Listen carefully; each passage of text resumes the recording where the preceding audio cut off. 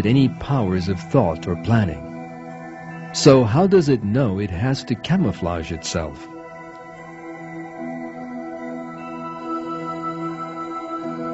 The crab uses the same technique as soldiers do in order to camouflage themselves. It sticks branches and leaves over itself. How has the crab learned this method of camouflage?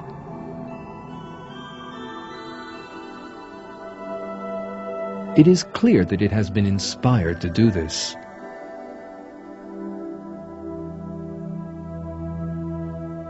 There is no doubt that it was Allah who created all living things from nothing, who has created the crab and endowed it with this intelligent method of protecting itself.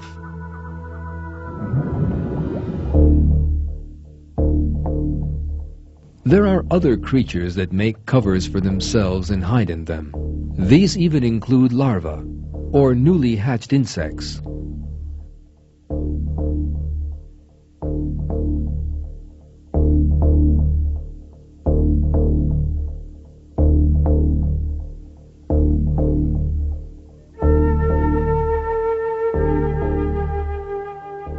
This walking mosaic is nothing other than a larva. The covering it carefully makes by placing tiny stones on itself affords it perfect camouflage.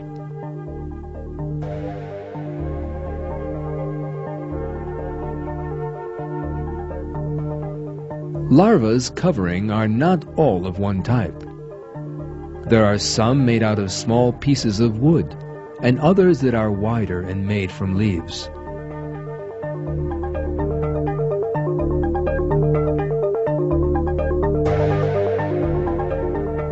These creatures are tiny caterpillars that have newly hatched, possess no reason or consciousness, and know nothing about the outside world. So, why do they load stones onto their backs and carry them around?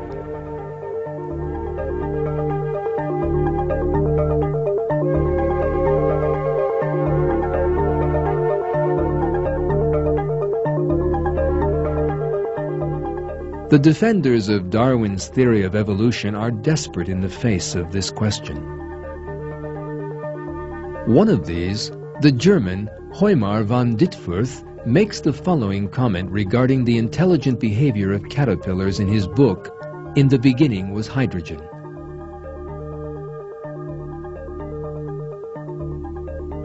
Who is the real author of this intelligent discovery that so amazes people? To whom does this original discovery belong, and from whom does the caterpillar take it over from birth?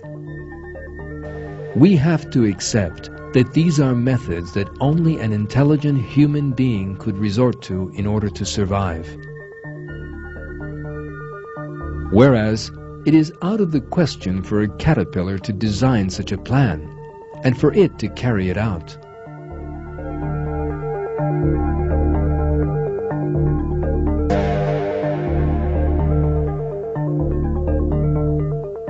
As evolutionists accept, the camouflage behavior of living things is a method that has been brought about by means of intelligence.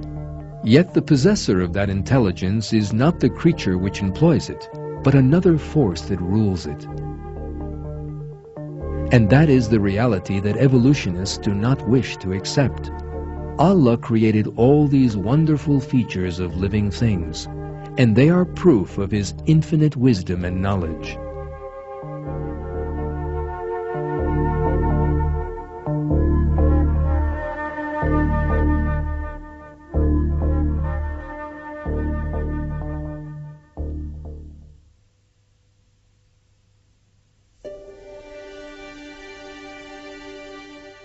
As we shall see shortly, the golden bird's skill in camouflage, its acting abilities, its courage, and its self-sacrifice astonish people. This bird, which lives in Patagonia, makes its nest in open grassland.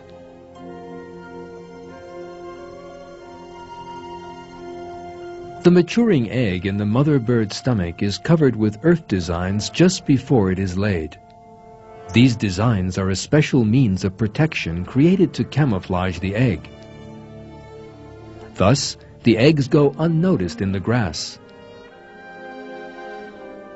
If danger approaches, for example, in the form of a bird of prey or a human being, the bird does something very surprising. It jumps out of its nest and starts running, and then imitates a wounded bird with a broken wing in the grass. If the stranger heads towards it, the bird runs off again. If a gap opens up between the intruder and the bird, it starts imitating the injured bird again. Its aim is to distract the enemy from its nest.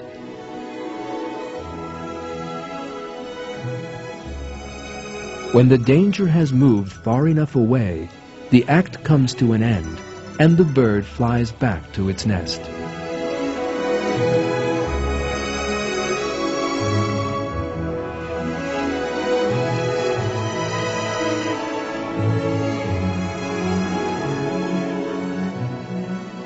The bird certainly displays extraordinary behavior here.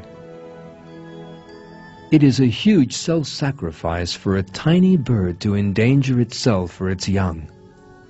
The theory of evolution certainly does not account for this self-sacrifice.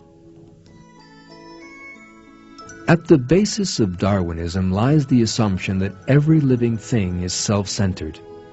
This bird destroys that assumption, and once again demonstrates that Allah inspires living things and that they exhibit intelligent and self-sacrificing behavior.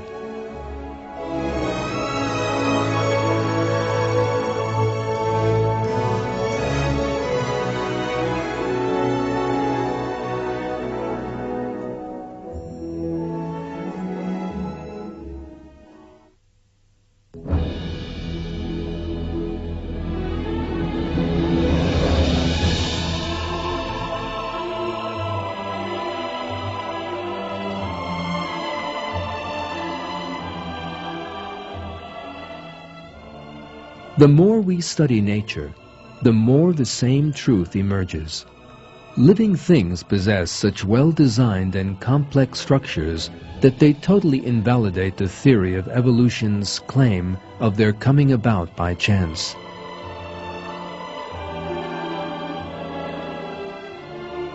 Every living thing is a proof of creation. The camouflage and the intelligent behavior you have seen in this film are but a few examples. Every living species in nature possesses its own created characteristics and superior features.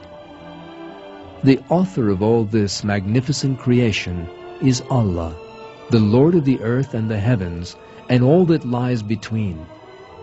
The duty of intelligent people is to ponder on Allah's creation and to praise Him.